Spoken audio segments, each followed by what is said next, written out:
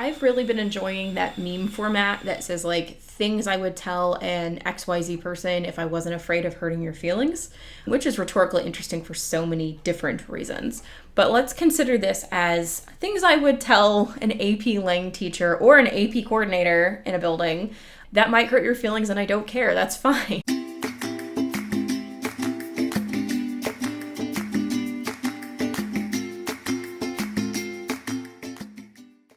So I want to talk about AP for All policies. A lot of times I hear teachers of AP English classes, either in Facebook groups or at the readings or through other channels, say things like this. And you know what? I think I've probably said it a time or two myself, and you probably have too. But think about a phrase like this. You're like a month into the class and you're grading your first thing and you're frustrated. You're like, why are these kids in an AP class when they can't even write a clear thesis statement? Why are these kids in an AP class if they can't even comprehend things at this level? Why did they sign up for an AP class if XYZ? Okay, so here's my hot take.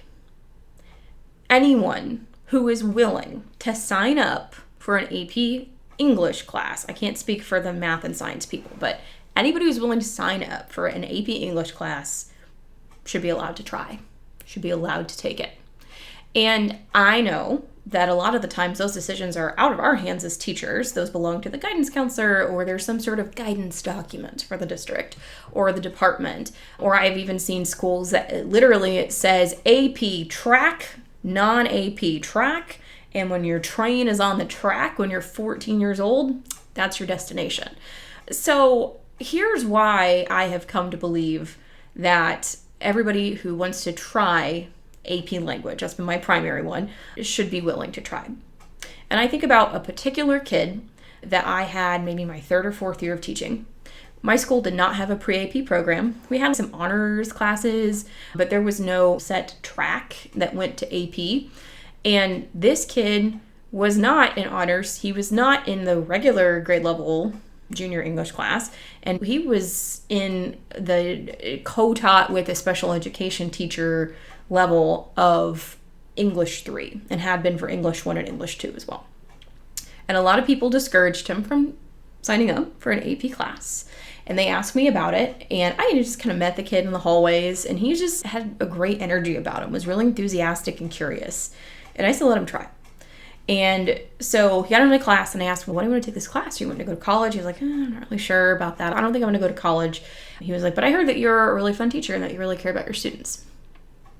You know what? Like, a kid says something like that's going to sell you on them. Anyway, but so he took the class, and I was worried. I was like, oh man, is everything we do going to be just way over his head? Is he never going to do the work? He did every assignment. He was in my room after school a lot of days getting help on those assignments, but he tried everything. And he was so fascinated, not about the conversations we were having about the exam, because he had no interest in taking the exam. It wasn't required in our school. And it wasn't the conversations about, okay, we have to write like this for college because you'll need to do this in college. He still wasn't really sure he was going to college.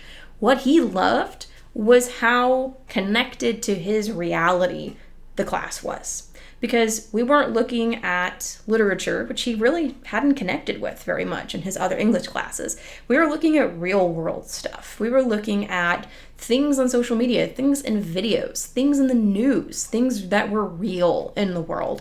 And he had so much choice in this class that in some of the lower level basic English classes that was a little bit more structured and focused on a particular curriculum.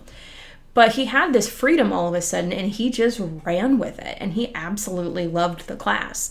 And he did these memorable projects, and he stretched himself, and he grew and grew.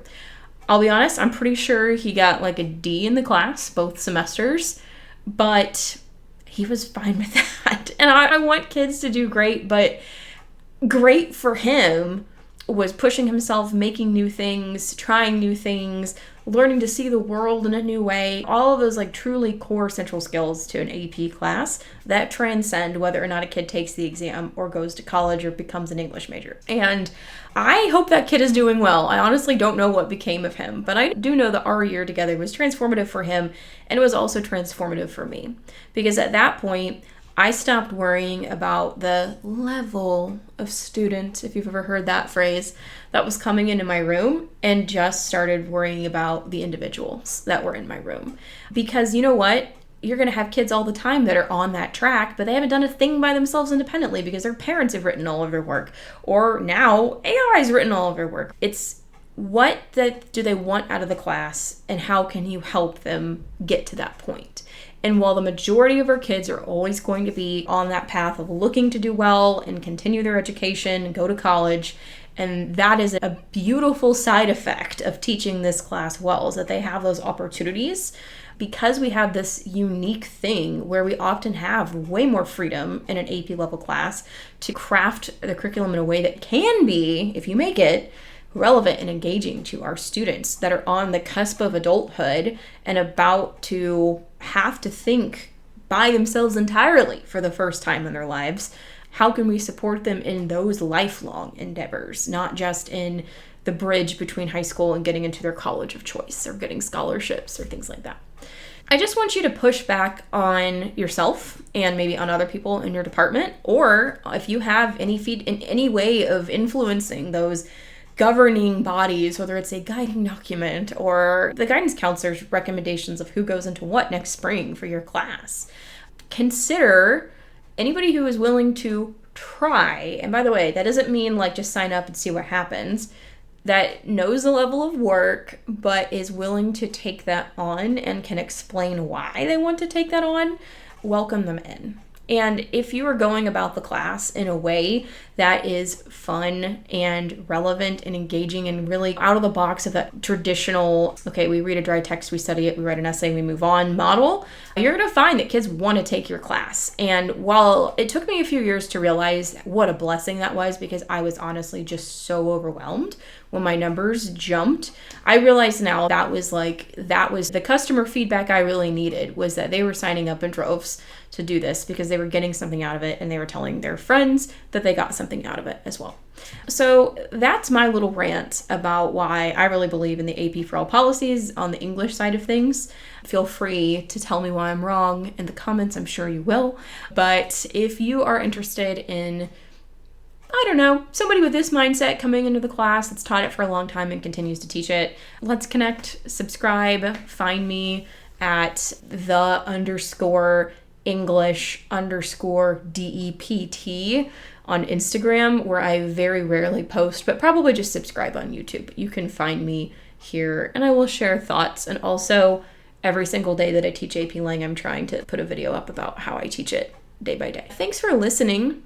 Feel free to take these ideas and run with them, and I will see you in the next one.